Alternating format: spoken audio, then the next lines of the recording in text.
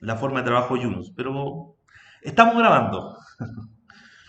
Ya, entonces, partamos, pues. Gracias. Dijimos como parte introductoria también para que la gente que después vea el video entienda de qué hablamos al principio, que estamos en un curso básicamente de liquidaciones de sueldo, que como yo les dije al principio, me agrada bastante, puesto que cuando se conceptualiza bajo el concepto de recursos humanos, a veces es muy difícil abarcar el mundo de las liquidaciones de sueldo, que igual es la parte para mí más fundamental. Entonces, los dos primeros días vimos haberes y descuentos legales y hoy día vamos a ver justamente el tema de la mutualidad. Así que, como aquí nos compartían recién, las personas que no pudieron entrar, probablemente porque desconocen que la plataforma está mal, van a poder ver el video, así que no hay ningún problema. Entonces vamos a partir y vamos a insertarnos justamente en el tema de las liquidaciones de sueldo y explicar que estuvimos viendo ayer dentro de los descuentos legales dos de los fundamentos que tienen que ver directamente con los aportes patronales o ese dinero que tiene que disponibilizar el empleador como una especie de reconocimiento social al trabajo de sus trabajadores, valga la redundancia. Ayer vimos el SIS, vimos también el seguro de cesantía y la participación que tiene el empleador en ella. Hoy día con un ejercicio práctico vamos a ver cómo esto se ve reflejado, cómo se refleja en la empresa y un etcétera general. Y lo primero que vamos a ver hoy día es terminar justamente los aportes patronales con el concepto de la mutualidad. ¿Qué es la mutual y por qué no aparece en la liquidación? Y esa puede ser la gran pregunta. Dijimos que el SIS no era necesario que apareciera. Dijimos que en el caso del seguro de cesantía la liquidación veíamos la parte que cubríamos nosotros una vez que estábamos contratados a plazo indefinido. Mientras estuviésemos a plazo fijo, tampoco íbamos a ver básicamente el aporte patronal materializado, pero hoy día vamos a ver por qué no se materializa, dónde queda y qué es lo que pasa con él. En este caso, la mutual o los organismos de seguridad, que en realidad es el concepto real que deberíamos manejar, es un organismo que administra la ley 16.744, cuya misión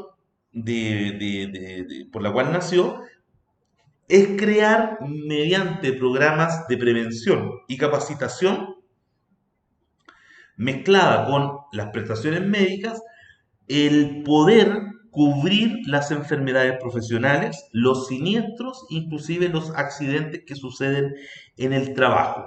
¿De qué manera? Básicamente previniendo, como dice recién, haciendo que las empresas tomen las medidas de seguridad necesarias y si en caso de un fortuito o algo y de todas maneras procede un accidente, de indemnizar, subvencionar o inclusive pensionar a las personas que sean justamente víctimas de algún siniestro o de alguna enfermedad profesional en su trabajo.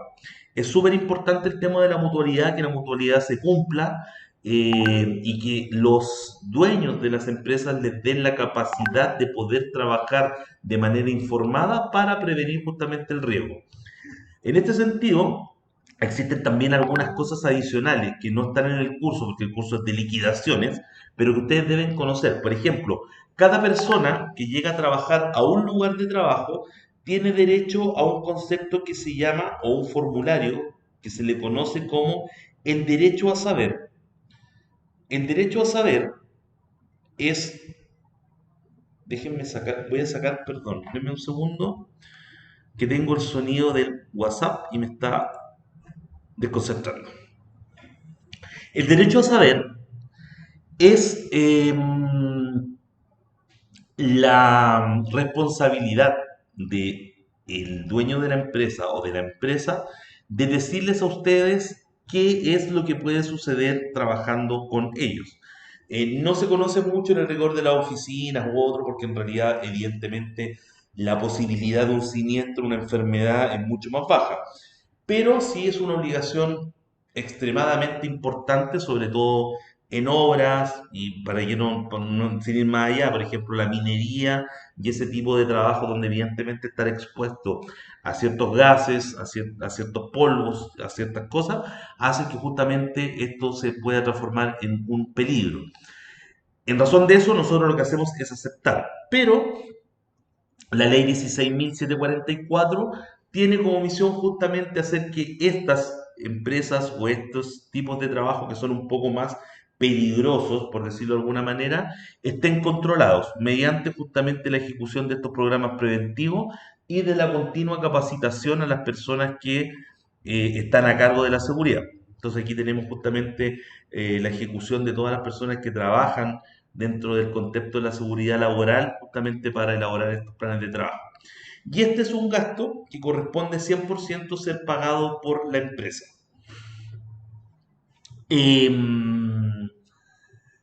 Lo paga el empleador porque justamente él es el que tiene que hacer que todos estos planes preventivos funcionen, que las capacitaciones sean ejecutadas y controlar justamente de que no existan o exista la menor cantidad de accidentes posible. ¿Cuál es el monto con el cual se trabaja para el efecto de la mutualidad?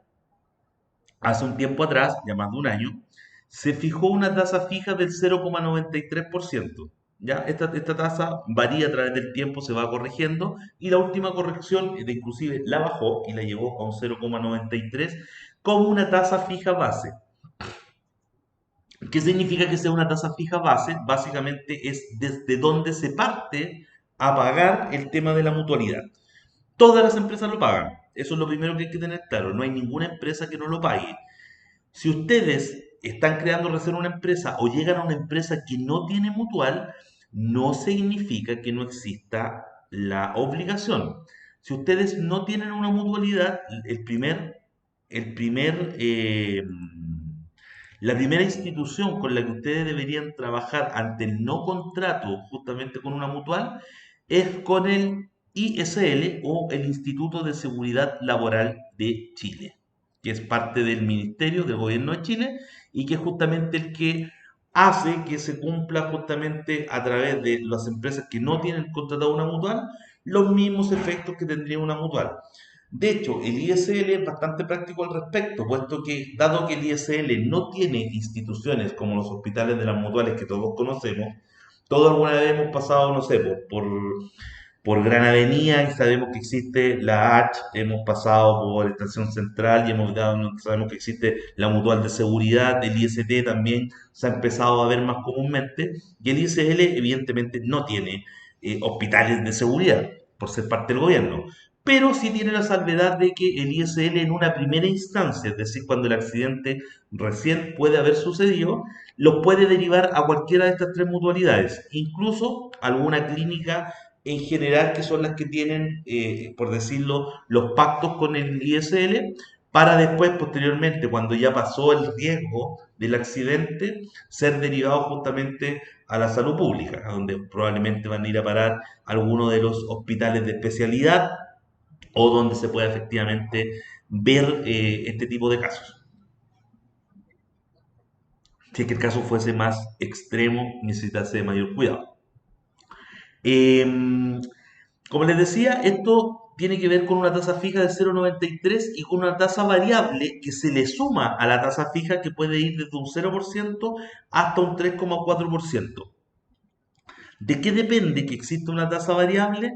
Del riesgo que se supone que podría tener ciertas actividades económicas. Por ejemplo, no es lo mismo ser contador que, por ejemplo, trabajar en una construcción. O no es lo mismo ser contador que ser contador en una construcción.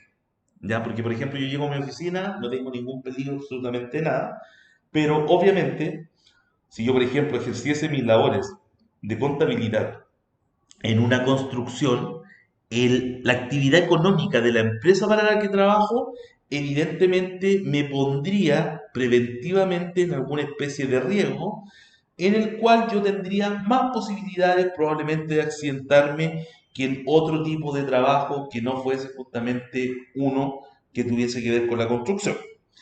Entonces, solamente nombro la construcción como una forma de decir que hay actividades económicas o actividades comerciales que evidentemente están dentro de un rango de mayor peligrosidad que el común de las demás. Entonces, por ejemplo, en este caso, existe una tabla, después yo se la voy a compartir, voy a anotar aquí tabla de riesgo.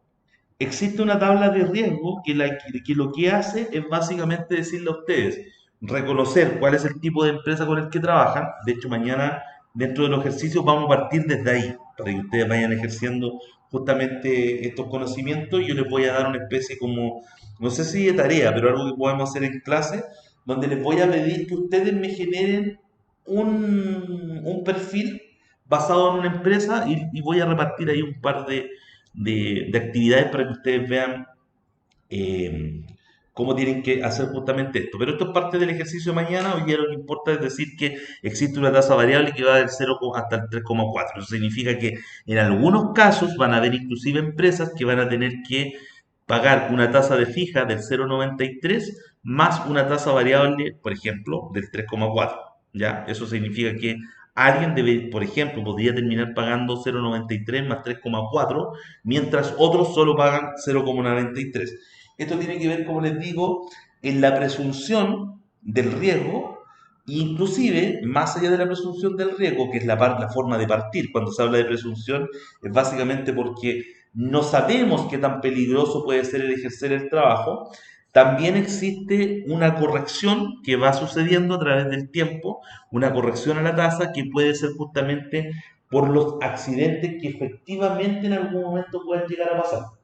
Por eso, por eso nosotros debemos cuidar mucho de cómo funciona, en este caso, el control de accidentes, puesto que en algún momento podemos tener accidentabilidad alta y eso podría hacer que justamente nuestra tasa variable suba al full que tiene, que es del 3,4. Además que los accidentes, si es que no están, no son, si los accidentes están fuera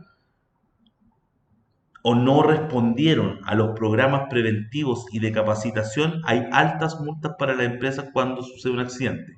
Yo desgraciadamente alguna vez en una de las empresas que yo trabajé, que era de colocación de estos letreros que se ponen en las carreteras, bueno, no se nos accidentó, murió una persona de nuestro equipo y obviamente para toda la vida quedamos con la tasa variable más alta y tuvimos una multa de 100 millones de pesos porque los programas preventivos y de capacitación nos habían capacitado, valga la redundancia, para poder evitar ese tipo de accidentes. Entonces, en este caso, no lo hicimos, es decir, faltamos a los programas preventivos y es decir, no respondimos a nada de lo que se correspondía, por el otro lado, llevar a cabo a través de la mutualidad, por lo tanto, fuimos sancionados.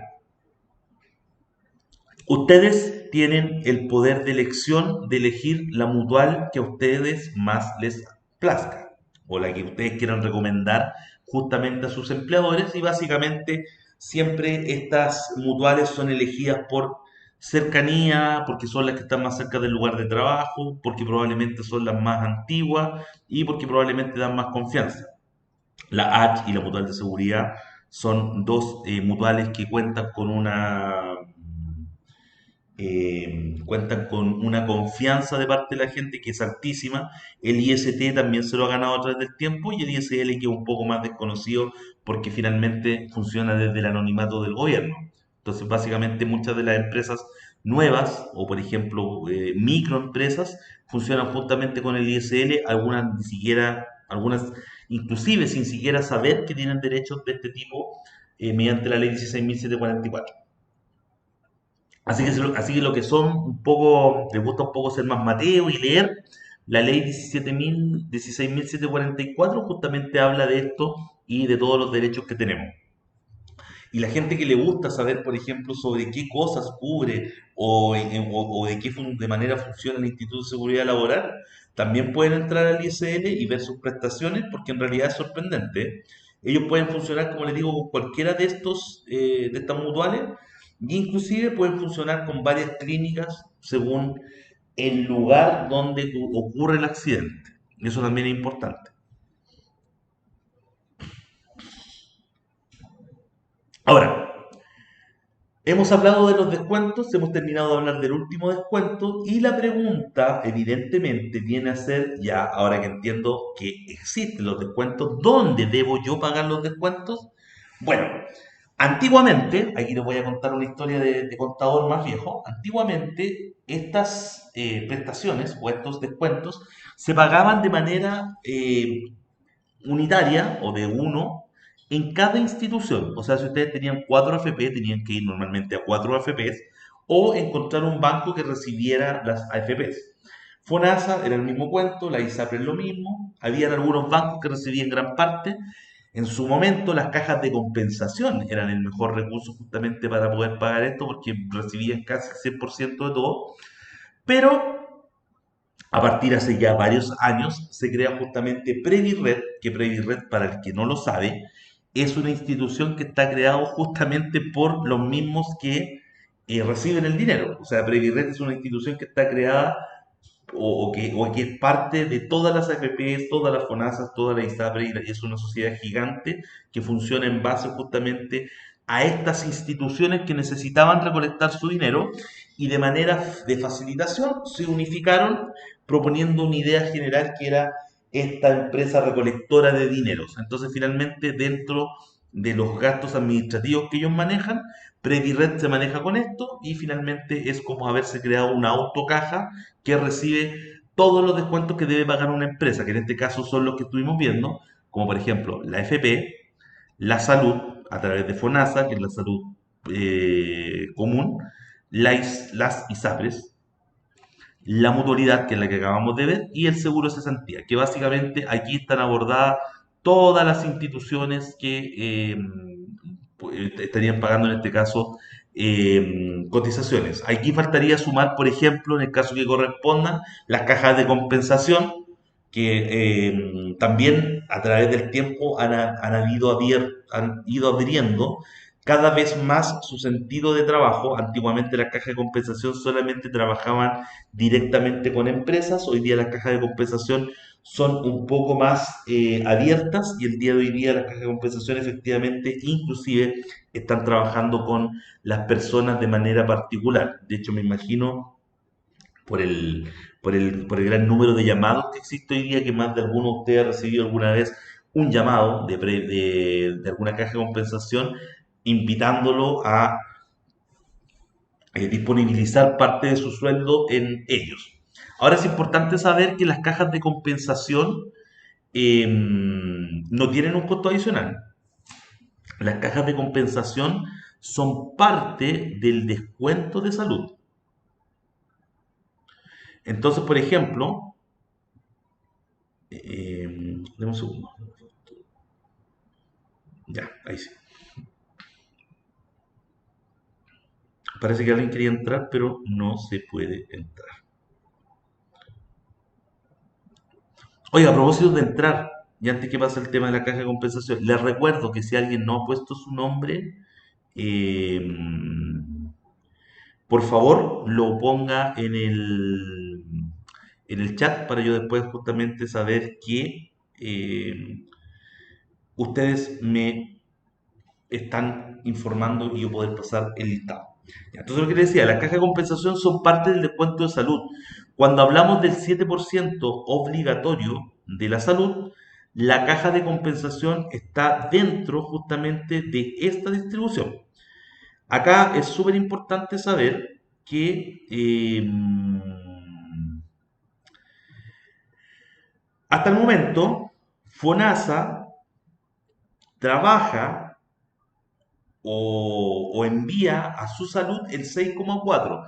Si se recuerdan, cuando empezamos las clases, hablamos que la FP, al día de ayer, hablamos que la FP disponibilizaba un 10% para sus pensiones y había un 0, algo, hasta un 1, algo, que eran conocidos como los gastos de administración, es decir, la plata que se gastaba para que alguien disponibilizara y trabajara en pro y favor de eh, del crecimiento del manejo de dinero que ustedes estaban disponibilizando en la FP.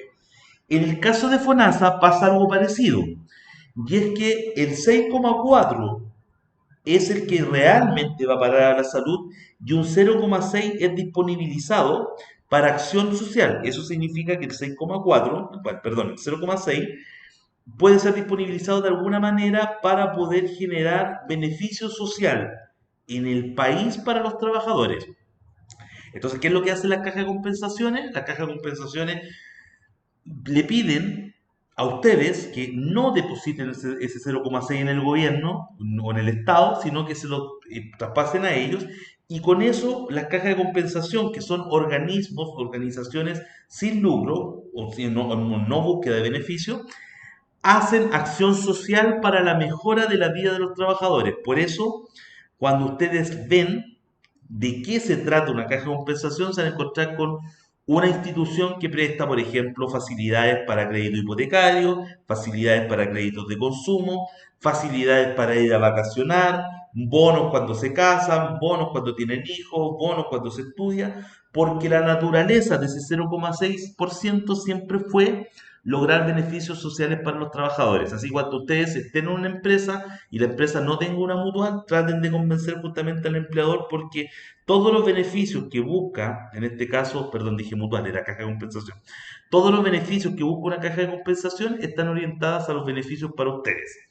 ¿Ya? Por eso existen los resorts o los hoteles de las cajas de compensaciones, por eso existen los estadios, por eso existen algunas locaciones en el Cajón del Maipo, etcétera, etcétera, para que ustedes puedan estar mejor. Ahora, ¿qué es lo que va a pasar o qué es lo que está pasando en estos últimos días para que vean también que el mundo de las remuneraciones es bastante vertiginoso, aunque no lo parezca? A partir del 2021, a partir del 2021, va a haber un cambio en la distribución del 7% para todas aquellas personas que evidentemente están afiliados a la caja de compensación, porque el que no está en la caja de compensación va a ver que le descuentan el 7% y no va a haber nada más. En cambio, se contempla que se está llevando a cambio, un cambio en la distribución de la tasa de cotización del 7%. Esto significa que el porcentaje que ustedes hoy día están determinando, que se le está descontando o que se pagan, va a tener la siguiente modificación. A partir de diciembre del 2020, o sea, las imposiciones que se pagaban hoy, la nueva distribución va a ser que, cuando tengan caja de compensación, un 3,1% del 7% se va a ir a la caja de compensación y un 3,9% se va a ir a FONASA. ¿Qué significa esto? Significa que evidentemente, acá encontré un cuadrito que se los voy a enviar por el WhatsApp. Y esto significa que evidentemente va a cambiar de manera radical los beneficios que una caja de compensación puede dar. ¿Esto en búsqueda de qué? Obviamente en búsqueda de que ustedes, los trabajadores o las personas que trabajen con ustedes, tengan también un mejor uso o una mejor retribución a la fuerza laboral que ustedes hacen. Se lo acabo de enviar al WhatsApp para que lo vean. Y eso significa que el 7% no tiene que irse a FONASA directamente si no es necesario, sino que ustedes ese 3,1 lo pueden utilizar en bastantes beneficios sociales. Entendamos que las cajas de compensación ya vienen haciendo un trabajo social. Son, por ejemplo, uno de los que cobran más baratos una vez que ustedes piden un crédito de consumo. Son los que tienen créditos de consumo más fáciles de poder abordar sin necesidad de tener que llenarse de papeles porque ellos conocen su comportamiento laboral. Entonces lo que hoy día se propone es que se haga un mucho mejor trabajo con un 3,1 que el que se hacía con un 0,6. Así que tarea para casa, ahí les dejé el link, les mandé también un pantallazo de los nuevos porcentajes para que estudien las cajas de compensación y probablemente esto vaya demostrando también un nuevo nivel de profesional, puesto que, como les digo, la caja de compensación va en directo beneficio de los trabajadores y va a ser un gran indicador de uso de recursos si ustedes en algún momento llegan a trabajar a algún lado y ustedes mismos proponen justamente estos cambios. Acá Belén me está diciendo lo mismo. Ya. Bueno, ahí complementamos la información. Ahí Belén decía, la distribución cambió, ahora el 3,1 va a la FC y el 3,9 a FONASA, es justamente lo que yo le envié. El resto era un dato histórico, básicamente, pero es importante también saber que esos datos históricos son relevantes y que en algún momento van justamente en pro de los trabajadores. Ahora, ¿qué es lo que pasa? Que nosotros, como las personas que van a estar encargadas de recursos humanos, que somos los que hacemos las liquidaciones, para mucho, somos los que tienen que estar dando estas novedades. Pero lo importante, ahí como decía Belén, es estar atento y saber que hay cambios. Eh, Hay otra parte, bueno, entonces decíamos que estos son los descuentos que normalmente existen y al que igual se le podría sumar evidentemente la caja de compensación dentro del desglose de instituciones que se pagan a través de Previred. Hay algunas más, pero estas son las generales, ¿ya? Por otro lado, tenemos que hay otro hito que pasa desde la liquidación, que también lo vimos el día de ayer, que es el impuesto único. El impuesto único, que es el impuesto que se paga por el trabajo. Es decir, con lo que yo les decía ayer, cuando nosotros determinamos cuáles son nuestros sueldos bases, le quitamos justamente todos estos descuentos que están acá, que son descontados a nosotros, eso da una base imponible tributable. Eso significa que es el dinero que quedó limpio después de haber pagado nuestras cotizaciones previsionales, y por ende nosotros eso debemos cotejarlo en una tabla y ver si debemos pagar impuestos según en la tablita que ayer estuvimos viendo y que hoy día vamos a repasar un poco seguramente cuando veamos un par de cosas acá. Y es la tabla que finalmente dice si nosotros debemos pagar impuestos o no. Ayer mostrábamos que existía una parte de la tabla que era exenta y sobre ese monto evidentemente empezaban los pagos, pero hoy día vamos a ver también con un par de recursos adicionales, o sea, básicamente un Excel, cómo nosotros también podemos ir determinando eso. Este impuesto único no se paga en Previred, dado que es un impuesto. El otro es una cobranza. Lo de Previred es una cobranza que se sabe que nosotros tenemos que pagar en proporción al pacto que tenemos con las diferentes instituciones que aparecen acá. El caso del impuesto único es un impuesto único que es personal, que en el caso de las empresas funcionan a modo de retención. ¿Por qué de retención? Porque finalmente está descontado de nuestra liquidación de sueldo. Es decir, el empleador descuenta este monto de nuestra liquidación, él se queda en sus manos con nuestro dinero y efectivamente se ejerce en ese momento el concepto de retención, y esa retención él debe disponibilizarla a través del formulario 29 en el código 48 para su pago. ¿Por qué debe por qué debe pagarlo por qué debe pagarlo en este caso la empresa y no lo pagamos nosotros? Básicamente por algo súper simple, y es que los únicos que están obligados a hacer el formulario 29 de SII, como estoy marcando aquí en amarillo, son las empresas. Entonces las empresas para que nosotros prestamos servicios son las que están obligadas a retener y a enterar.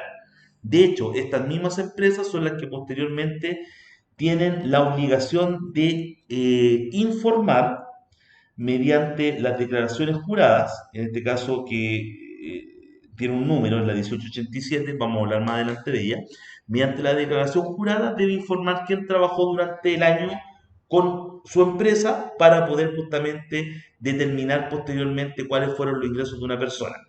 Cuando hablo de las declaraciones juradas, hablo de un hito que sucede todos los años en periodo de renta. Normalmente este hito, las declaraciones juradas, suceden, de hecho tienen que conocerlo porque ustedes también van a ser partícipes de esto. Las declaraciones juradas, en este caso la 1887, es una declaración jurada que se hace para informar quién trabajó en una empresa y el dinero que ganó. Tiene una doble función. Por un lado, la empresa dice en ellos fue en los que yo me gasté el dinero que estoy descontando de mis utilidades. Y por otro lado, hace una distribución persona por persona para decir, esto es lo que ganó esta persona, esto es lo que ganó esta otra persona, esto es lo que ganó esta otra persona, y cada uno en sus rentas personales verán esos ingresos si le hacen pagar impuestos o no.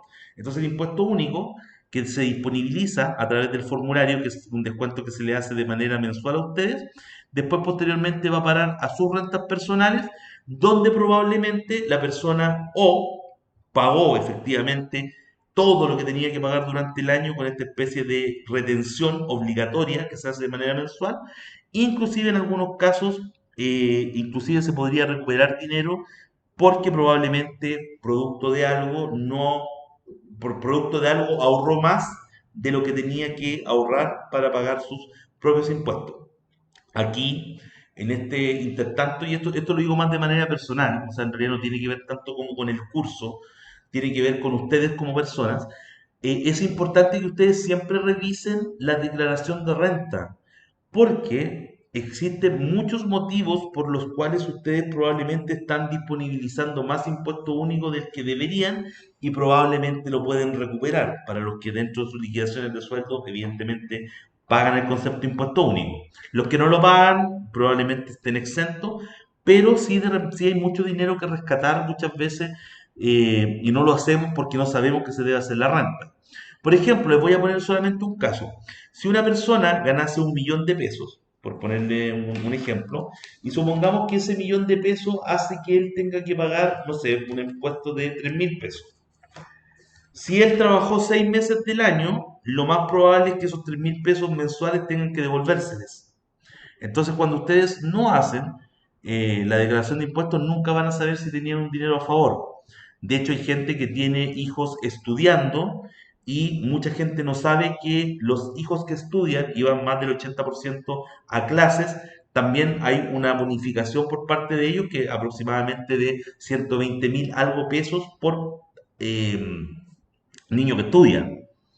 Entonces hay hartas posibilidades de hacer cosas. Hay gente que está pagando, por ejemplo, su departamento o su hipotecario. Los hipotecarios hacen que ustedes puedan tener una reducción de impuestos de base imponible, que es sobre el monto que ustedes pagan, y eso también causa muchas veces un efecto positivo. Entonces también es súper importante para los que tienen el concepto de impuesto único o lo pagan dentro de sus liquidaciones de sueldo, interiorícense un poquito en el concepto de renta porque se pueden encontrar con sorpresas, ¿ya? Que pueden ser beneficiosas para ustedes. Ahora, este impuesto único que se paga a través de impuestos internos en el formulario 29 de los empleadores para que ustedes trabajen, debe ser pagado hasta fechas topes, hasta el 12 y hasta el 20 del mes posterior al sueldo. Es decir, por ejemplo, si ustedes calcularon los sueldos de diciembre, nosotros tenemos hasta el 13 del mes siguiente, o sea, hasta el 13 de enero de hoy día para haber pagado Previrrent.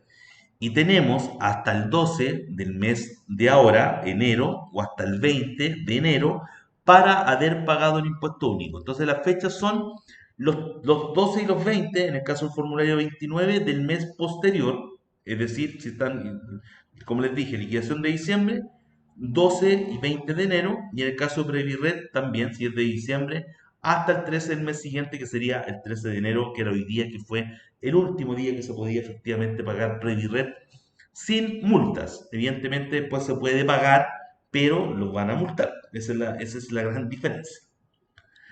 Voy a ver si alguien ha comentado algo.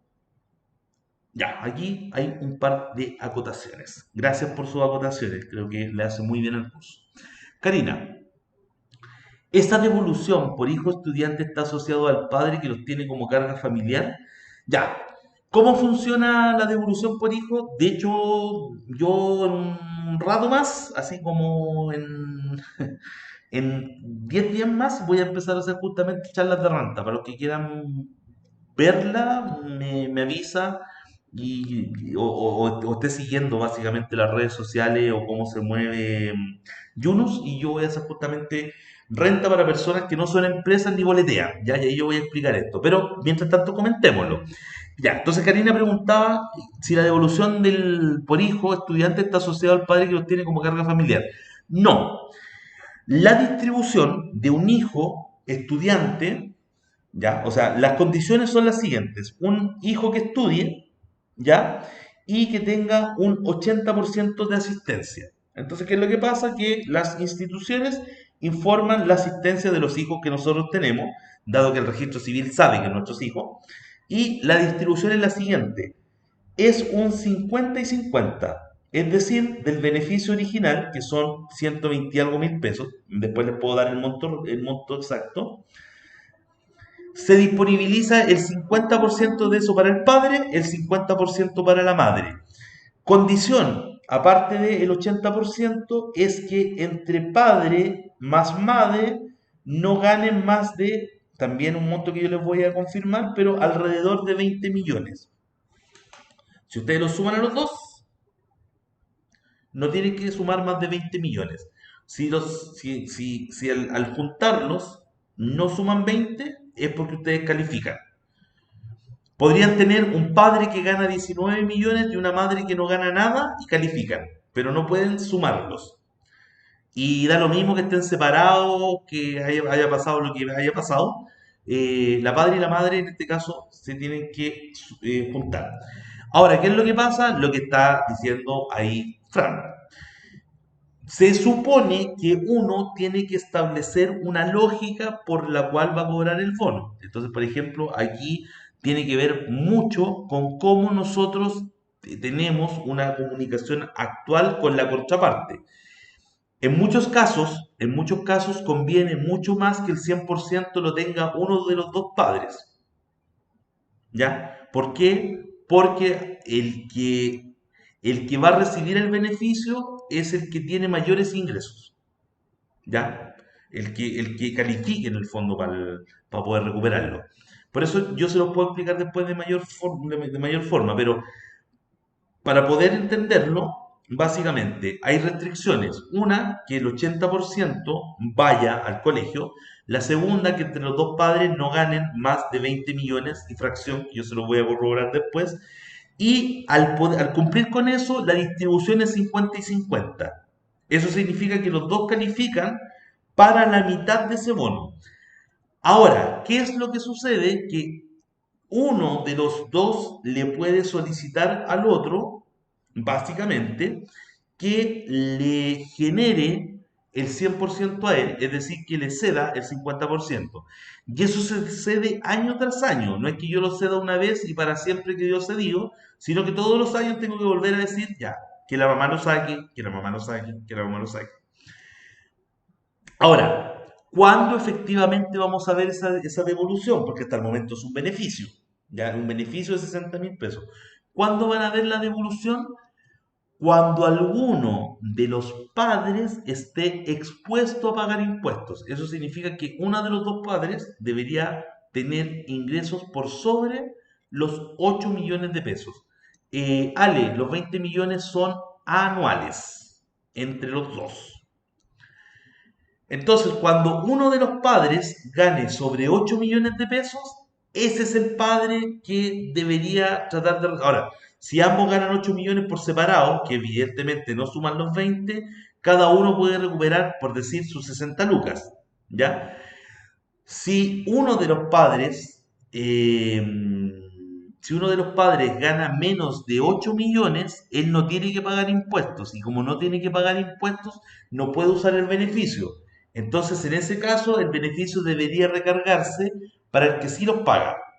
¿Ya? No sé si me expliqué un poco, pero en el fondo, para poder calificar, tienen que, básicamente, tener escolaridad sobre el 80%, que entre ambos padres no sumen más de 20 millones y tener la condicionalidad de que el padre que quiere recuperar o que puede recuperar el beneficio es alguien que esté expuesto a impuestos. Y eso significa que debería ser alguien que gane alrededor de más de 8.350.000 pesos al año. ¿Por qué? Porque cuando llegan a esto, quedan fuera de la exención y en ese momento pueden aplicar el beneficio.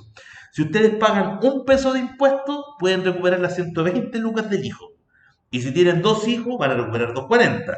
Pero tienen que lograr que en algún momento se genere el pago. Así que yo en algún momento voy a hacer, como les digo, un live porque también hay un par de pillerías, por decirlo así, para poder lograr el beneficio. ¿Ya? Como todo tiene una pillería, así que vamos a hacer un live en un futuro muy, muy cercano. Ya, ahí respondimos medianamente la pregunta de Karina. Andamos nada que ver con el curso de liquidaciones, pero es importante que ustedes lo sepan porque también de esta manera pueden enseñarles a las personas que trabajan con ustedes beneficios que existen y que son importantes. Janet dice, me quedé pegada con la nueva distribución de FONASA. ¿Por qué esto no va a mejorar la salud? ¿O estoy confundida? No, po. Lo que pasa es que la salud, Janet, básicamente va a seguir siendo la misma. ¿Ya? Recordemos que FONASA es la salud pública. ¿Ya? Ese es el primer hito. FONASA es la salud pública. Al ser la salud pública, lo que están buscando mejorarse es que los beneficios que se puede lograr a través de una organización sin fines de lucros es que justamente se ocupe mejor el dinero. Entonces, para mí, de hecho es una opinión ultramente personal, creo que una institución que funcionaba con el 6% va a funcionar a nivel de beneficios mucho mejor con un 3,1. ¿Por qué? Porque una organización sin fines de lucro está obligada a gastar todo el dinero que recibe. Entonces, si con un 0,6 funcionaban bien, con un 3,1 tienen que funcionar mejor. Y van a haber más beneficios para ustedes, quizás van a haber más subvenciones, quizás, no sé, pues si van a contratar algo, hoy día le empieza a costar un 50% más barato, porque obviamente las mutuales van a tener que, perdón, las cajas de compensación van a tener que ocupar el dinero total. Una organización sin fines de lucro no puede quedar con dinero a favor, y entonces eso significa que va a ser gastado en ustedes. Por ejemplo, hasta el momento lo que pasaba es que se tomaba el 6,4, se iba a salud y ahí están ustedes. Ahí estamos todos, pues ahí estamos nosotros con el SAPU, con los hospitales, con todo lo que nos ofrece la salud pública, y probablemente donde no tenemos muchos beneficios, más que el hecho de poder ir gratis en algún momento a un hospital o a la atención de urgencia. En cambio, hoy día, si se dan cuenta, la mitad casi fue disponibilizado un organismo que está obligado, o que más que está obligado, que se responsabiliza por mejorar la vida de nosotros. Por eso yo decía básicamente de que va a mejorar. La salud, evidentemente, va a seguir siendo la misma porque la salud está regida no solamente por el dinero FONASA, está regida por los fondos que el Estado genera en sus distribuciones anuales. El Estado funciona con presupuesto. Entonces el presupuesto de salud va a seguir siendo el mismo. Pero creo que sí las, eh, las cajas de compensación pueden mejorar algunos beneficios para nosotros. Ese es un tema ultramente social. En realidad por eso les digo que tiene que ver un poco como yo lo pienso. Acá Fran decía que había solicitado la evaluación por el hijo, pero el papá desistió y dijo que el 50% le correspondía a él. Evidentemente, sí, pues la distribución inicial es 50 y 50, pero obviamente hay que ver el bien mayor, que es tratar de rescatar la mayor cantidad posible de esos 120 y algo mil pesos. Macarena preguntaba si Diego, eran... ¿Sí? disculpa, lo que pasa es que yo hice el tema de la escolaridad de mi enano porque yo emitía boletas de honorario Ya. y yo le pedí al papá que él desistiera de su 50% porque el papá es un papá ultramente ausente, ¿cachai? ¿Ya? Lo tuve que llamar y lo hizo en menos de media hora el trámite y quedé yo con el 100%. Ah, ya. Ah, pero lo pudiste Así, hacer. sí, porque estaba emitiendo las boletas de honorario. Claro, sí, eso es importante, pues, sí, es lo que yo trataba un poquito de ejemplificar, que es la experiencia de Franco. Si ustedes se dan cuenta, una persona que efectivamente tiene la capacidad de ingresos, que eso es importante, por ejemplo, sin adentrarme en mucho en la temática, pero por ejemplo, por ejemplo, la misma Fran, si Fran trabaja y el papá es un emprendedor, por ejemplo, que no tiene sueldo, saca la plata de la empresa, para ojos del Estado no gana nada. Evidentemente, el 100% debería tener en este caso Frank, que es la persona que lo puede sacar, porque es la persona que puede amortiguar sus impuestos y puede lograr justamente rescatar parte de este dinero. Entonces ahí hay alguna estrategia que hay que poder entender. Y puta, que bueno en el fondo que finalmente el hombre entendió que podía traspasar el 100%, y esa es una mecánica que lamentablemente hay que repetir todos los años. Por este caso, si la Fran lo logró, va a tener que todos los años, a medida que ella boletee y quiera rescatar ese 100%, volver a pedirlo. Y si en algún momento la figura es la inversa, evidentemente, si el papá está trabajando y puede recuperar por el otro lado, no hay ningún problema. Ahí, claro, siempre hay que entender de que el bien mayor en realidad es poder recuperar un dinero que efectivamente va a ir a parar para la necesidad de nuestro hijo, y que tampoco es una gran cantidad de dinero. Macarena preguntaba si los colegios particulares son todos los colegios. Son todos los colegios y son todos los liceos. Mientras uno esté estudiando en la básica, en la media, tienen acceso justamente a este recurso del Estado. No tiene que ser solamente los colegios particulares. Bueno, Para que entonces, interrumpa, Diego, pero lamentablemente esto es muy poco sabido, así que hay que correr la voz como más se pueda porque de verdad sirve aunque sean 10 lucas. Sí, de hecho ahí hay muchas salvedades. Por eso el tiempo de renta es muy interesante, porque finalmente hay gente, nosotros el año pasado con Junos incluso hicimos algunos live de honorarios que fueron súper especiales, porque finalmente, por ejemplo, yo hice un catastro y me di cuenta que más del 50% de las personas que trabajan a honorarios pagan más impuestos del que deberían. Entonces finalmente hay que interiorizarse, esa es la idea. Y gracias por las experiencias que están contando, porque creo que son fundamentales para todos, también para entender de que esto hay que estudiarlo. La renta, como les digo, trabajen a sueldo, trabajen a honorario, tienen que conocer, tienen que saberlo, porque finalmente ustedes son los que financian este país. Entonces tienen que saber cómo funciona, cómo le cobran los impuestos, porque finalmente ustedes son los que lo están haciendo de una u otra forma. Lo hacemos cuando compramos el pan, lo hacemos cuando trabajamos, etcétera, etcétera, etcétera. Bueno, Diego, disculpa, pero tengo entendido que esto también es retroactivo, porque yo no lo hasta había hecho y la verdad es que, no sé, pues mi hijo ahora va para segundo y como que recién pude rescatarlo del año pasado.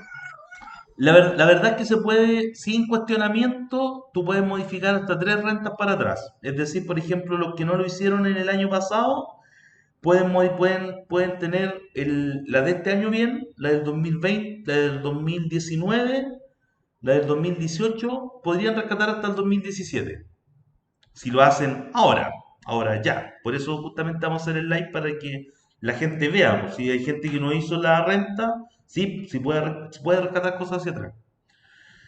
Voy a tratar de hacerlo rápido, o por último, no sé, pues lo hacemos por ustedes, pues. Y ahí después vamos viendo, hacemos un piloto, a ver cómo resulta. Ya, entonces, siguiendo el tema. Ale preguntaba si eran los 20 millones, le dijimos que eran los 20 millones anuales, ya, que ese era el tema. Ale pregunta si esa devolución se solicita en el SI. Sí, efectivamente se solicita en el SI, para lo cual tienes que tener el root y clave, o el root y la clave única, que es con la misma que ustedes pueden estar solicitando algunos beneficios y cosas, etcétera, etcétera. Esa clave también les sirve para ingresar. Em, Judith preguntaba si eso era por concepto de asistencia al colegio. Sí, pues era por concepto de asistencia al colegio. De hecho, este año todos van a poder casi lograrlo, porque nadie controló la asistencia y la mayoría de los colegios tienen casi asistencia al 100%. Janet preguntaba si se puede hacer con honorarios. Es justamente el caso que nos contó Fran, que amablemente nos contó justamente su experiencia. Se puede hacer si ustedes trabajan a boletas de honorarios, no hay ningún problema. Evidentemente Alejandra dice que no tenía idea, no es raro, en Chile no tenemos casi idea de nada. Eh, ¿Cuál es la más linda de las cajas? Yo creo que tiene que ver con los beneficios que busques, po. Por ejemplo, no sé, por decirte algo, la caja La Araucana es muy buena en el sentido de prestación de servicios de dinero. La Caja Los Andes tiene muchas prestaciones de vida social, o sea, en el fondo es los que tienen los mejores lugares para vacacionar, tienen muchos temas que tienen que ver con pasarla bien, ya con actividades extra programáticas. La Caja Araucana es una de las que es históricamente una de las que ofrece siempre los mejores indicadores dentro de los conceptos por ejemplo, de préstamos, de dineros u otros. Si ustedes lo buscan, por ejemplo, hay una página donde ustedes pueden cotizar qué banco les presta menor porcentaje préstamos de consumo, y se van a encontrar con la sorpresa de que las cajas de compensación están dentro de los bancos, y la caja La Araucana es una de las que lidera dentro de lo que cobran menos. Así que ahí tiene que ver un poquito con eso. Así que ahí, Fran, lo que habría que ver es básicamente eh, ¿para qué? ¿Para qué estamos buscando? La caja La Araucana también es una de las cajas líderes en créditos de aprobación para créditos habitacionales. Así que tiene una experiencia increíble en ese sentido. Alejandra, acá decía, profe, no tenía idea, supiera la plata que he perdido con los mayores que ya están titulados. Sí, así que, bueno, eso pasa. Así es nuestro país, un país que no informa absolutamente nada. Sí, Montoya dice, si yo estoy cesante y mi pareja no se puede... Ah, ya, si tu pareja está trabajando y cumple con los requisitos, que sería ganar sobre 8 millones y fracción en el año, sí. Ahí lo que tendrías que hacer es lo inverso de lo que hizo Fran. Tendrías que tú cederle a él el 50% y él sacar el monto. Pero que se puede. Así que vamos a hacer ese live porque va a estar interesantísimo. Vamos a seguir y vamos a cerrar. Vamos a ver si 19:23. Vamos a hacer algo. Les voy a mostrar básicamente ahora el archivo que en cierta forma hace uso de los conceptos que hemos visto, dado que nos fuimos con el tema de las boletas de honorario y nos fuimos a otro lado, pero de una manera atroz. Vamos a ver el archivo para mañana. Nos dedicamos al tema del sueldo empresarial. El sueldo empresarial más que nada nos va a servir para poder asesorar a posibles emprendedores o microempresas que quieran el dueño pagarse el sueldo y nosotros hay algunas cosas que tenemos que saber ahí. El sueldo empresarial no funciona como el sueldo común y corriente de las demás personas, así que mañana lo vamos a ver de manera separada, de manera súper rápida, porque mañana le vamos a dar más prestancia al tema de los ejercicios. Recuerden descargar los archivos y ver que les abran, eso es lo primordial. Si el archivo les da error, me avisan para poder corregir ese envío de archivo. Y, miren, llegó alguien. Eh, para poder corregir ese archivo y veamos mañana o si no en la clase que sigue vemos el sueldo empresarial que como les digo tiene una connotación. Les voy a recordar los que entraron en este ratito que por favor si me dejan su nombre en el chat para yo poder ponerle asistencia, puesto que como no tengo la plataforma de Yunus es más difícil pasar asistencia que en la otra plataforma, así que le agradecería que por ejemplo, Romina parece que entró recién. Si puede poner su nombre en el chat sería espectacular para yo no dejarla ausente. Esa es la idea. Entonces lo que voy a hacer va a ser presentar la pantalla completa para que sea más fácil moverme. Voy a poner acá mi celular para saber qué es lo que están viendo ustedes. Diego, disculpa que te interrumpa. Tengo una duda que quizás no sé si sea tonta o no, pero el tema de las cajas de compensaciones siempre tiene que ser para trabajadores que estén apatronados. O sea, me explico. Por ejemplo, si hay un grupo de personas que tienen boletas de honorario, trabajan en parte un poco de manera independiente, ¿estos pueden acceder a cajas de compensación o no? Eso es justamente lo que yo decía que era como parte de las novedades que están haciendo las cajas de compensaciones y por eso se está disponibilizando dinero para las cajas de compensación. Es justamente porque ante la independencia, si ustedes se dan cuenta, existe algo conductual que va camino a la independencia. O sea, hoy día tení, por ejemplo, la cantidad de personas que hoy día superan los 20 años y se vuelcan al emprendimiento como una forma de vida es gigante. La cantidad de personas que se vuelcan a la independencia de sus profesiones mediante las boletas de honorario es impresionante. Entonces, ¿qué fue lo que captó la caja de compensación? Que no era negocio trabajar solamente con las empresas, po. Entonces lo que están haciendo hoy día es disponibilizando justamente herramientas para independientes. Y esas herramientas para independientes tienen las mismas factibilidades que tienen las de empresa, con la única salvedad que evidentemente, al igual que los bancos y otras instituciones, es un poco más difícil convencerlos de nuestros ingresos promedios. Pues entonces finalmente una empresa, como todos lo sabemos, una empresa logra de manera mucho más fácil lo que a nosotros nos cuesta un poco más. Pues si nosotros queremos demostrarle a alguien que somos autovalentes, autosuficientes o que ganamos el dinero suficiente para acceder a un crédito, para hacer cualquier cosa, todos sabemos que a nosotros nos cuesta en promedio 2 o 3 años lograrlo, que es mucho más difícil que para alguien que está contratado. En este caso, con la caja de compensación pasa lo mismo. Por ejemplo, en este caso, Fran, si tú te afilias a una caja de compensación, van a empezar poco a poco a aparecerte los beneficios, porque sería ofrecerte que salgáis de vacaciones más barato, decirte que si tenéis un hijo y le lleváis la matrícula dentro de un segmento de tiempo, te va a dar un bono de 20.000, 30.000 pesos, porque como les decía, po, las cajas de compensaciones tienen que gastar el dinero. Entonces, cuando subimos del 0,6 al 3,1, para mí, por lo menos, que me gusta mucho el tema social, es una buena noticia porque se supone que el 7% que antes iba a parar a cualquier lado y que nosotros no sabíamos cómo iba a ser distribuido, si nosotros lo tomamos por intermedio de una caja de compensación, va a traer beneficios para nosotros, de una u otra manera. Ahí lo que hay que buscar es justamente lo que tú preguntabas delante, Fran. Básicamente, ¿qué caja es la que más me conviene? Si están en búsqueda de factibilidad financiera, evidentemente va a ir una caja que está más ligada a ese tema. Si están buscando más cosas que tienen que ver con la vida, facilidades, bonos, vacaciones, posibilidades de viajar, etcétera, etcétera, existen otras que están más vinculadas a ese lado. Pero todas tienen un plan bien, bien especial de servicio. Ahí lo que tienen que hacer es interiorizarse. Mira, lo que yo voy a hacer, dado que supongo que mañana lo vamos a hacer un poco más corto, yo voy a preguntar al tiro y uno si vamos a funcionar por acá o no, para que no nos quiten los primeros 15 minutos. Y yo me comprometo a buscar información de las cajas de compensaciones para independientes. Así que de esa manera mañana a Fran le podemos dar una vuelta y conversamos cómo hay que afiliarse, qué es lo que hay que pagar, cómo se paga, etcétera, etcétera, etcétera.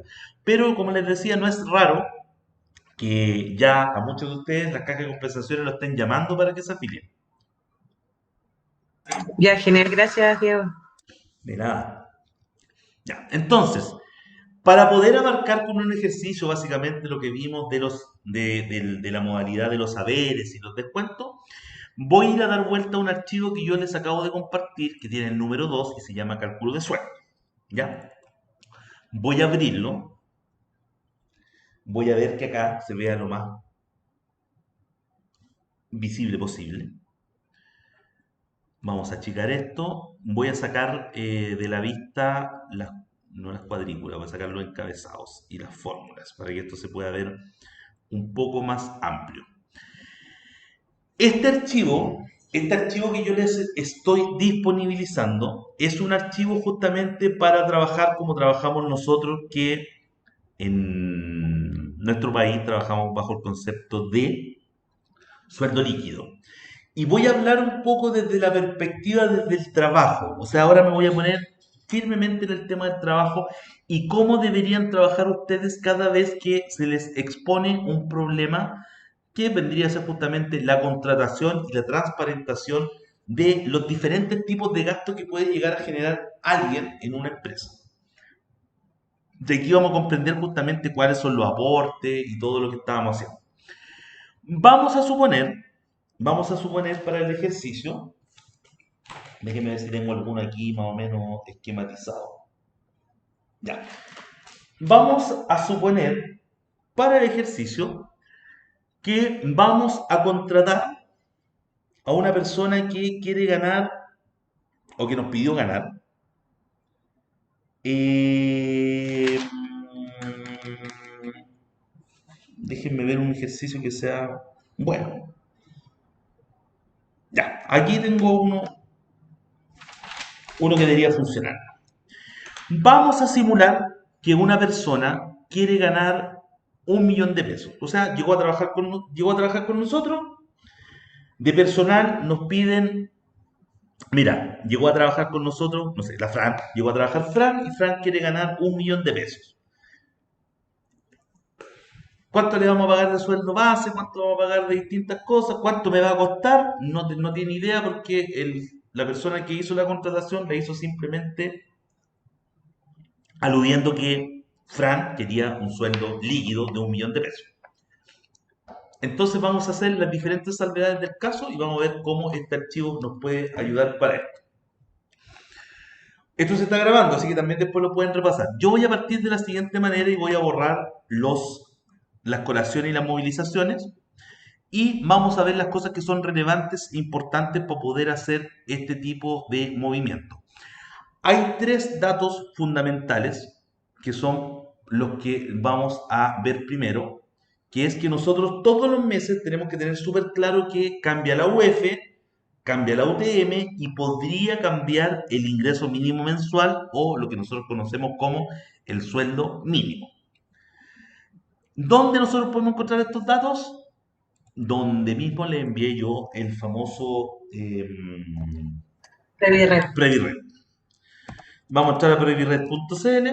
Una vez que ingresemos, nos vamos a encontrar con la plataforma que yo les dije, lamentablemente, Nadie se le ha ocurrido hacer una plataforma para estudio. Bueno, vamos a ver cómo solucionamos ese tema. Yo tengo una PPT llena de pantallazos, así que con esa la podemos hacer. Pero acá arriba está la parte fundamental y que es la que nosotros vamos a utilizar, que son los indicadores. Evidentemente aquí hay información que es relevante, hay un Predired TV, que es básicamente especies como de inducciones y clases para poder hacer justamente pago atrasado, para que se paguen bien las remuneraciones y otra información que yo les podría decir que Predired la maneja bastante bien, son buenos sus tutoriales. Y acá existe también una subdivisión de dueños de casa, de independientes, de empresas, de contadores y los que quieren pagar a APB. Entonces también aquí hay información que es muy relevante dependiendo de los distintos casos. Pues si alguien como el mismo caso que estamos hablando de la Fran quiere saber cómo funciona como independiente, aquí están las cinco cosas que son importantes. Es buena plataforma para irla. Pero acá arriba está la que nos interesa a nosotros como trabajadores, que vamos a estar a cargo de ejecutar o hacer las liquidaciones, que son los indicadores previsionales. Entonces, vamos a partir desde lo siguiente, para que vayan viendo lo importante de estar revisando. Voy a abrir los factores previsionales del mes de diciembre y se van a encontrar con que existe un OTM de 20.070. Si yo me voy a la de enero, que es con la que voy a trabajar, me encuentro que tengo una de 29.123. Después voy a explicar por qué sale la del mes anterior. Y por otro lado, tenemos un UTM de 51.029, que es la UTM del mes anterior. La UTM actual es de 56.78. En este caso es más baja y eso tiene que ver por los cambios que tiene el IPC. Entonces la UTM va a ir variando dependiendo de cómo se comporta el IPC. Y por otro lado, tenemos el ingreso mínimo, que por ejemplo en este caso estaba en 326.500, que está acá arriba, y en este otro lado tenemos los mismos 326.500, es decir, se mantuvo. Pero acá hay algo que también tienen que ir viendo constantemente, o que ustedes deberían estar básicamente también inscritos en algún tipo de portal, red social o algo que esté informando, por ejemplo, algunos cambios. Y aquí se van a encontrar con un cambio que es poderosísimo, que es que el CIS, que es el que hablamos, que era el de supervivencia, que era para gente que puede sufrir de invalidez o muerte, cambió de un 1.9 a un 2.30. Y esto significa que ustedes tienen que estar atentos porque este pequeño cambio va a hacer que se encarezca el costo de un trabajador para ustedes. Entonces vamos a simular justamente el caso de Frank, que va a llegar a trabajar con nosotros y que nosotros queremos que, o ella quiere que le paguemos justamente 1.000.000 de pesos de sueldo básico. Entonces lo que yo voy a hacer con el archivo que yo les envié es corregirlo. Entonces acá yo voy a poner el monto, lo voy a hacer de esta forma porque hice un cambio en el teclado porque estoy trabajando con un programa que me pide otra configuración. 59.78, 59.78 sería en este caso la UTM, y dijimos que 326.500 era el ingreso mínimo mensual. ¿Qué repercusión tienen estos indicadores y por qué hay que actualizarlos? Bueno, la UEF va a tener relación directa con si la persona con la que ustedes van a trabajar, por ejemplo, tiene algún tipo de pacto o deuda en UEF, que podría ser, por ejemplo, un préstamo que alguien está descontando, o dice llanamente dentro de la salud bajo el concepto de ISAPRE. Todos los que están en ISAPRE pagan en razón a UEF. O sea, no todos, la gran mayoría. También existen otros tipos de pacto, pero la mayoría lo pacta en UEF. Entonces, por eso necesitan la UEF del mes, que es la misma UEF con la que después van a tener que pagarle mediante Previred a la ISAPRE. El segundo concepto y su importancia, la UTM. ¿Qué relación tiene la UTM? Bueno, la UTM es la unidad tributaria mensual, que básicamente es una medida que está hecha es un tipo de moneda, ¿ya? Y en este caso, ¿de qué sirve la UTM? Es una moneda que se va corrigiendo básicamente a razón de los cambios del IPC. Entonces va subiendo un par de pesos, va bajando un par de pesos y va subiendo a través del tiempo y se va transformando en una moneda más cara a medida que la historia va cambiando hacia adelante. De hecho, si ustedes ven el rango histórico de la UTM, parte de montos muy bajos y empieza a subir a través del tiempo mediante el IPC va subiendo. Empezó en algún momento desde un peso y va en el monto que tienen hoy día. Esto finalmente, como les digo, se utiliza como una moneda de cambio o una moneda de conversión que hace que tú puedas transformar algo de un mes a otro con el mismo rigor que lo hace el IPC. Y de esa manera no tienes que conocer el rango del IPC ni cómo aplicarlo, sino que simplemente lo vas transformando a través de esta valorización. En este caso, ¿para qué funciona la UTM? La UTM funciona para poder corregir cómo se calcula el impuesto o las tasas de impuestos mensuales de las personas. Ayer, cuando estuvimos dándole un vistazo de los, al archivo de cómo se manejaban los impuestos de las personas, yo les mostré la tabla de impuesto único, que era esta que está acá. La voy a poner en negrito para que se vea mejor. La voy a poner en negro y la voy a destacar con negro.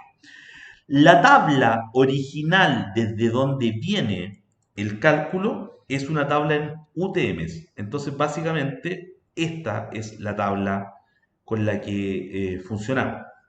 Y lo que se hace todos los meses es hacer una transformación conforme la UTM. Entonces, finalmente, lo que se hace es decir que desde 0 a 13.5 por el 51.029 es un sueldo exento. O sea, si ustedes quieren saber cuánto es un sueldo exento en Chile, bastaría con que multipliquen eso por esto.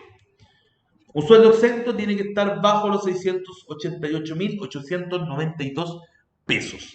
Cualquier sueldo que supere los 688.892 pesos va a entrar dentro del rango del segundo tramo, que es donde ya empezamos a pagar impuestos. Entonces, básicamente, para poder entenderlo ahora, mañana con el ejercicio lo podemos ahondar un poco más, pero para poder entenderlo ahora, técnicamente lo que tenemos ante nuestros ojos es la tabla y el motivo por el cual se calculan UTMs. Y es porque básicamente la tabla está hecha en UTMs. ¿Por qué está hecha en UTM? Porque así no hay que estar cambiando los sueldos todos los meses, sino que basta con que ustedes cambien el valor de la moneda de cambio llamada unidad tributaria mensual, que es la que está acá arriba, y por eso hicimos el cambio. Es decir, cada vez que ustedes cambian ahí, es porque va a cambiar la forma de calcular el impuesto único.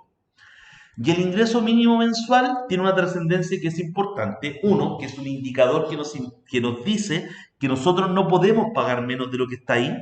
Nuestro sueldo por una jornada normal de trabajo de 45 horas semanales no puede ser menor a esto. También dentro de los ejercicios vamos a hablar de jornadas parciales para que ustedes vean cómo es la relación del impuesto, perdón, del ingreso mínimo en razón a la jornada parcial. Pero el ingreso mínimo es un factor súper importante porque nadie en Chile, aunque trabaje de manera parcial, debería ganar menos de lo que proporcionalmente significa el ingreso mínimo mensual. Como les digo, después vamos a hacer ejercicios de personas que trabajan de manera parcial para que ustedes lo puedan cotejar. Entonces estos tres indicadores tienen ese origen. La UEF es para poder actualizar los planes de ISAPRE o algún tipo de cobranza en UEF. La UTM es para poder estar actualizado de cómo debemos cobrar el impuesto único y descontárselo al trabajador.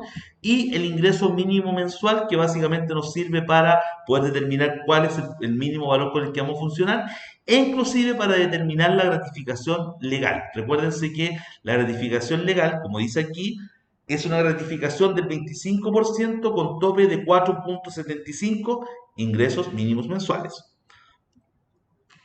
Esto lo voy a dejar en cero porque no corresponde.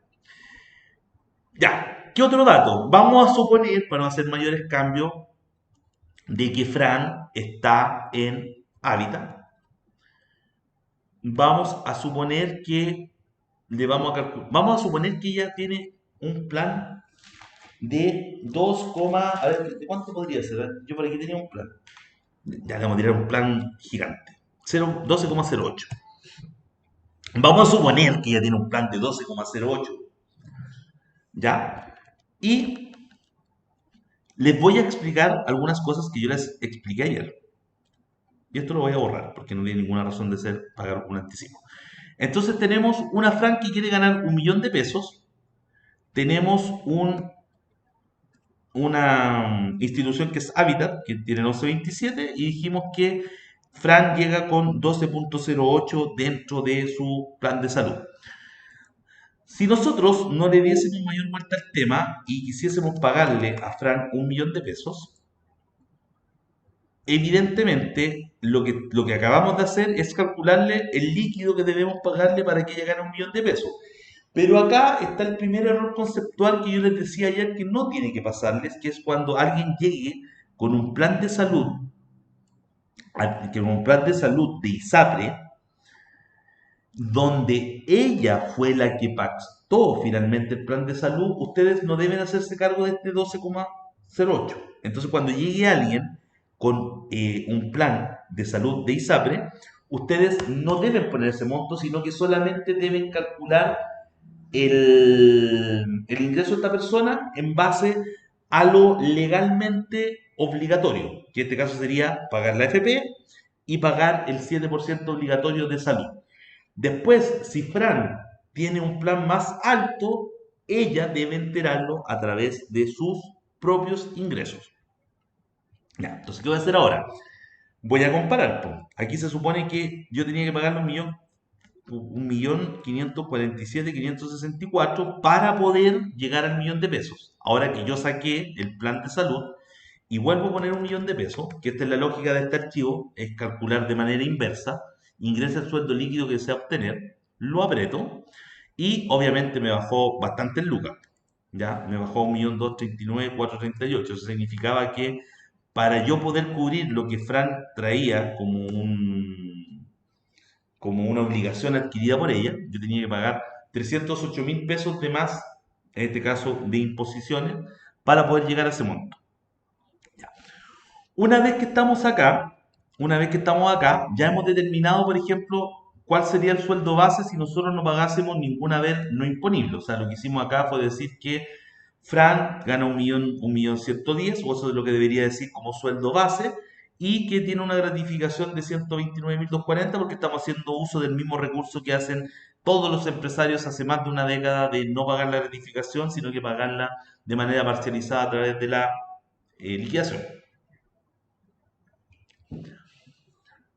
¿Podríamos incluir haberes no imponibles dentro de la liquidación? Bueno, depende de algunos factores.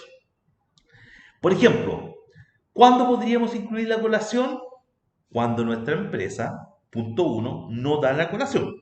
Eso es importantísimo. Por ejemplo, existen empresas que pagan bonos de colación, pero resulta que tienen un casino. Eso está fuera de la ley, es un error y probablemente si en algún momento existiese un reclamo, ese reclamo evidentemente iría a parar algún tipo de multa.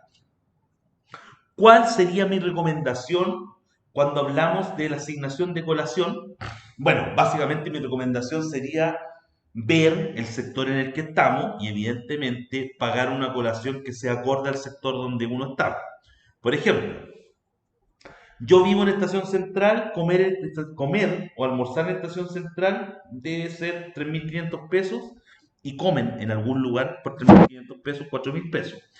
Cuando vengo a trabajar a Providencia, se pone un poco más complicada la cosa porque en Providencia sale un poco más caro comer. Ya lo que yo voy es que básicamente si ustedes van a pagar una colación que sea real, o sea, una cosa que en realidad va en mérito de algo, tiene que ser un bono que sea creíble, ¿ya? No un bono que esté ahí como para tratar de amortiguar algo. Ahora aquí voy a hacer algo que es bastante especial que quiero mostrarles. Y es que, por ejemplo, les voy a mostrar cuánto paga de imposiciones, en este caso, Fran. Entonces, vamos a decir que pagaba 239.438. Ya, metámosle no imponible para que no paguemos en realidad como tanto, ¿ya? Le vamos a decir que le vamos a dar 80 lucas para comer y 80 lucas para movilización. Cuando hacemos eso, y yo quiero volver al millón de pesos, voy a hacer el cambio. 195.513.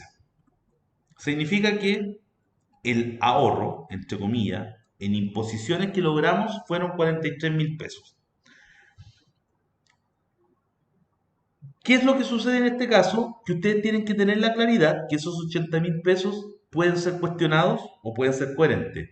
Probablemente para movilización habría que ver, por ejemplo, uno normalmente si tampoco significa que la movilización es pagarle un taxi ni pagarle estacionamiento. Se supone que tiene que ser una movilización coherente a lo que cuesta moverse en Santiago. Por ejemplo, si yo me muevo con 1.000 pesos de mi casa al trabajo y del trabajo a la casa 1.000 más, se supone que yo estaría gastando como 2.000 pesos por día, y si eso lo multiplico por 20, significa que yo debería tener más o menos una movilización coherente de 40.000 pesos. El excedente, evidentemente, podría ser cuestionado en algún momento. Ahí no hay una ley que diga un monto. Eso tengo que ser súper sincero y básicamente son ustedes los que tienen que establecer si eso es correcto o quieren correr el riesgo de. Por otro lado, la colación, como les digo, bueno, hay colación, si tuviéramos 80.000 pesos, dividido en 20 días, se supone que una persona podría comer por 4.000 pesos. Lo encuentro coherente, está bien, a menos que ustedes tengan un casino que le dé comida a la persona y el dueño de la empresa contabilice los gastos del casino y además quiera contabilizar los gastos de colación. Ahí estarían nuevamente en una incoherencia. Pero si se dan cuenta, básicamente en este concepto lo que hay que aplicar es el sentido práctico. Porque finalmente el único ahorro que logró la empresa, por decirlo de una forma, son 43.000 pesos. ¿Ya? Si ustedes no reciben colación de parte de, o sea, si ustedes no son remunerados por la colación o en el fondo le están dando la colación en la empresa, evidentemente deberían rechazar el concepto de colación porque finalmente estos 43.000 pesos que están acá abajo son 43.000 pesos menos en sus cotizaciones. ¿Ya? Ahí empieza un tema técnico que cada cual tiene que verlo. En realidad los conceptos son lo que sea coherente. Y al sonar de esa manera, evidentemente ustedes pueden poner lo que quieran. Ya, pero vamos a simular en este caso entonces que, en el caso de Fran, eh, le vamos a dar 80.000 pesos por cada concepto y eso hace que ella tenga ahora un sueldo de 906.000 pesos base con una gratificación de 129.000 pesos. Yo al meter la gratificación, como les dije, transformo inmediatamente en este monto, los 906, lo transformo en el fondo el monto con el cual, por ejemplo, se van a calcular los finiquitos. El monto con el cual se van a calcular las vacaciones cuando sean producto de un finiquito. La voy a poner aquí, producto, no, vacaciones.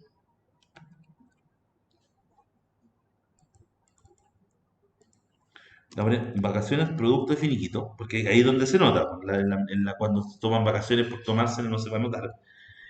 Y inclusive también les podría afectar en el momento de las licencias médicas. Entonces tienen que tener claro que cuando yo agrego el concepto de gratificación legal, el resto de las cosas que van a pasar van a estar ligadas a ese monto que nosotros pactamos al momento de hacer el contrato.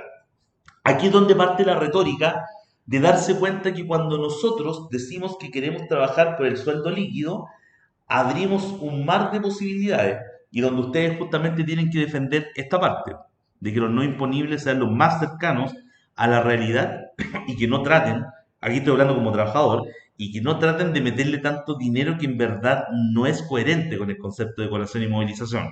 Porque cada peso que se suma a colación y movilización les va a afectar justamente, no en el líquido, porque ustedes ya transaron el líquido, les va a afectar en las cotizaciones que estaban amarradas a ese fondo o a ese monto líquido.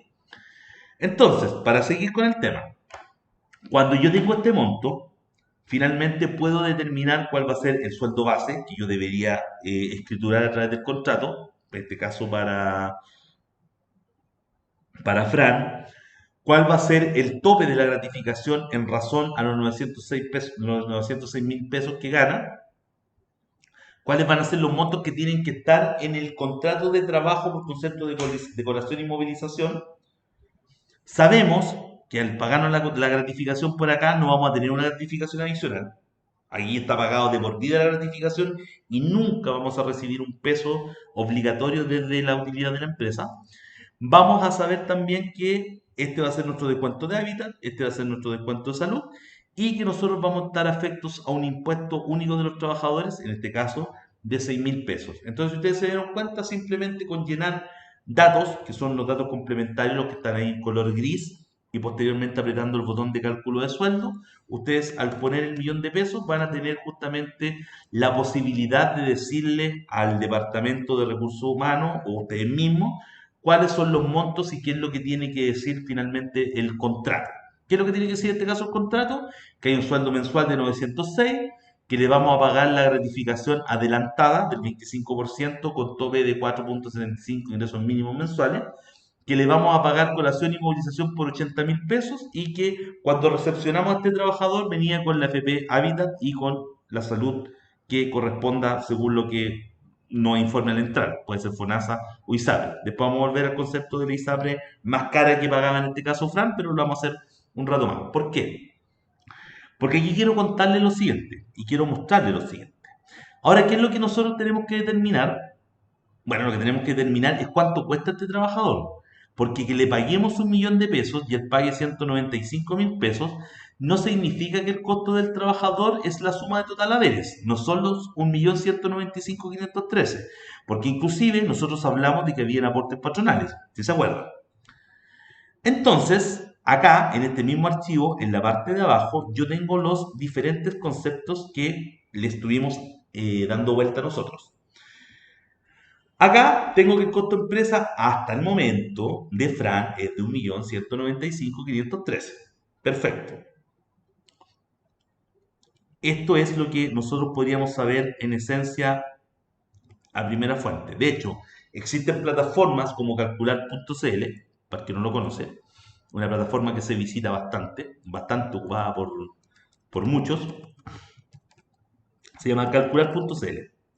Calcular.cl tiene también una simulación y tiene el calcular el sueldo y tiene el calcular sueldo líquido. Es decir, si ustedes hicieran aquí lo mismo, van a tener un resultado muy parecido al mío, dependiendo si con qué está trabajando acá. Porque si se dan cuenta, calcular.cl tiene un puro problema.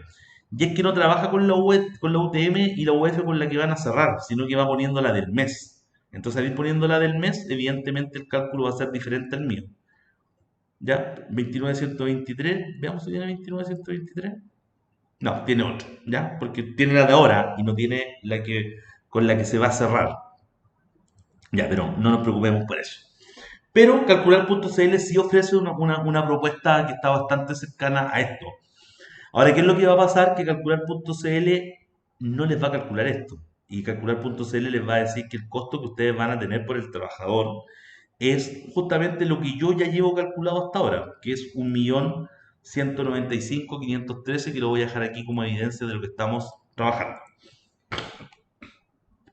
Ahora, ¿qué es lo que pasa? Adicionalmente, nosotros tenemos que entender que hay un seguro de cesantía. ¿Ya? Lo que estábamos hablando nosotros.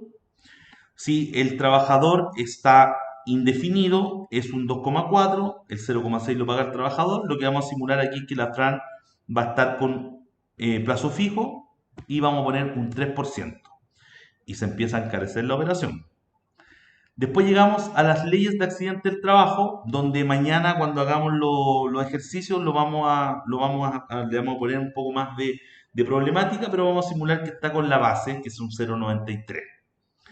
Y el seguro de sobrevivencia, que como vimos recién, cambió del 1,99 al 2,30%. Es decir, este trabajador nos costó 64.500 pesos más de lo que pensamos en un momento que nos costaba. Entonces, este primer monto es un cálculo simple, que es el que les puede dar el mismo calcular.cl.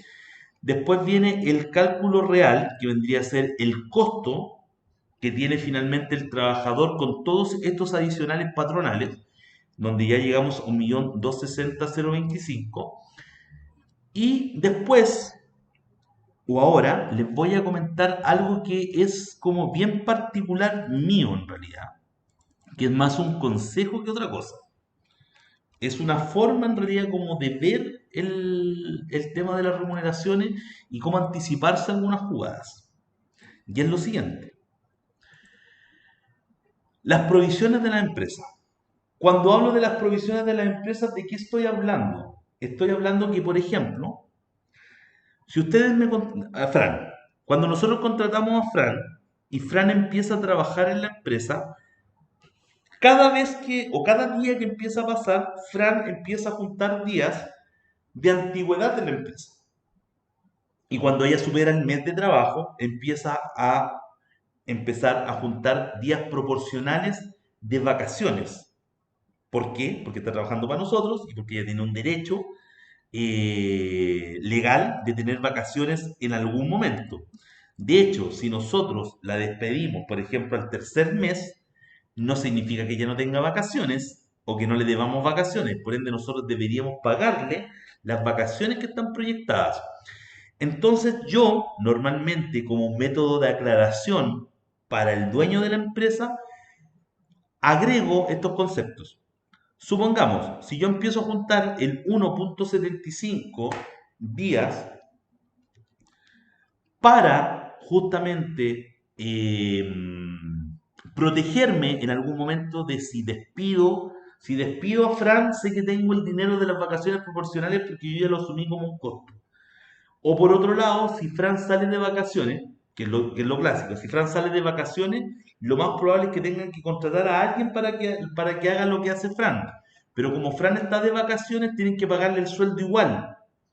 Pero hay que tener más plata, po. ¿Por qué? Porque alguien tiene que hacer el trabajo que hacía Fran. Entonces, claro, aquí ¿qué es lo que va a pasar? Lo que va a pasar es que cuando yo digo, por ejemplo, aquí puse el factor de 1,75 porque lo estoy calculando en rigor a que Fran no va a estar 21 días en el trabajo por los 15 legales más los días adicionales inhábiles. Lo que yo estoy diciendo es que si yo multiplico 52,866 por 21 días, yo tengo 1.110.000 pesos provisionados, perdón, por 12. 52,866 por 12, yo tengo 634.000 pesos provisionados para pagarle a alguien cuando, en este caso, Fran se tome vacaciones.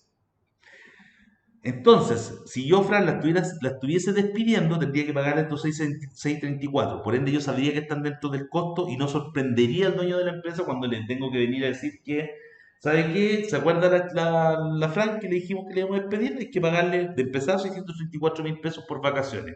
De esta manera, el dueño de la empresa ya sabe que el costo de Fran no es el 1.191.000 ni el 1.260.000, sino que es el costo proyectado. Y por otra parte, yo, al menos personalmente, pongo las provisiones de finiquito. ¿Por qué? Porque si en algún momento Fran supera el año, voy a tener que pagarle un mes de antigüedad. Entonces supone que en algún momento, supongamos que yo voy a despedir a Fran en 12 meses más. Si yo la despidiese en 12 meses más y yo no conozco el concepto de provisión, yo debería decirle al dueño de la empresa que para poder nosotros despedir a Fran necesitamos 1.700.000 pesos, que podría ser una muy mala sorpresa en algún momento si es que nosotros no le dijimos al dueño de la empresa que existían estas provisiones. Entonces, finalmente, para mí, como le digo, esta es una opinión súper personal, para mí el costo de un trabajador es este, donde finalmente, donde finalmente la diferencia entre el 1.195.000 inicial y el 1.399.000 son de cargo del empleador. Es decir, cuando yo contraté a Fran, yo me hice un recargo automático, no solamente en el momento, sino que a través de la historia, de por lo menos 203.000 pesos más adicionales mensuales por la contratación de la persona. Es decir, esta persona me cuesta, para mis ojos, 1.399.000 pesos, o sea, 1.400.000. Entonces, esta persona que llegó a pedirme un sueldo líquido de 1.000.000, yo tengo que entender que este es su costo.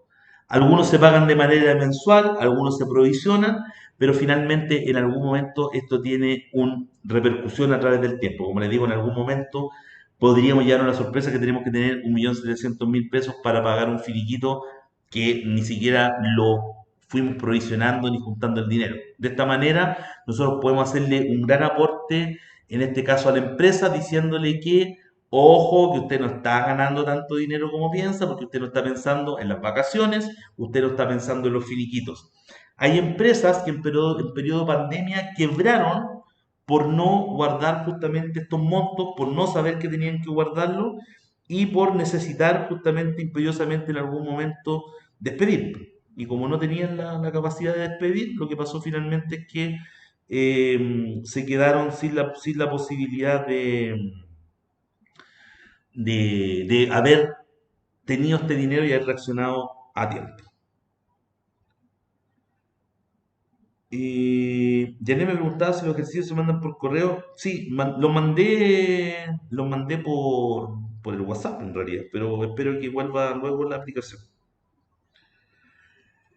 Ya, entonces, este cierre, este cierre que hicimos con este archivo, básicamente estaba orientado a que pudiésemos comprender de alguna manera la repercusión que puede tener en algún momento eh, los aportes patronales o la parte que tiene que cubrir el empleador dentro de la operación de la liquidación. Entonces, lo que hoy día yo pretendía hacer es mostrarle un cálculo real de una persona que llega a trabajar por una cantidad de dinero, pero también que viésemos de refilón cómo afecta esto al empleador, que finalmente es la persona que nos va a contratar a nosotros para trabajar para él. Entonces, finalmente es súper importante saber que existe esta repercusión. Como les digo, nos podemos adentrar un poco más porque dado que es un segmento de los recursos humanos lo que estamos viendo y son las liquidaciones, tenemos 6 clases completas para poder verlas de la manera más efectiva y creo que hoy día se abre una gran posibilidad de nosotros poder ir dándonos cuenta de cómo afecta el contratar a la empresa cuando esta empresa está desinformada. Y en este sentido, ustedes pueden ser un factor de cambio total. Si se dieron cuenta, lo que estábamos haciendo era básicamente calcular una liquidación de sueldo. Nos podríamos haber quedado solamente con la idea de que, bueno, este es el sueldo que hay que pagarle.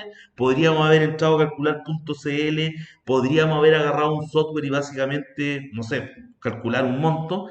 Pero lo que nosotros estamos haciendo más allá de eso, y lo estamos haciendo desde una simple liquidación. Y finalmente lo que estamos logrando es dar más información de la que probablemente incluso el empleador sabe que necesita. Así que de esta manera dimos un pequeño repaso a las cosas que son obligatorias, el cómo debería llenarse y el cómo debería calcularse una liquidación.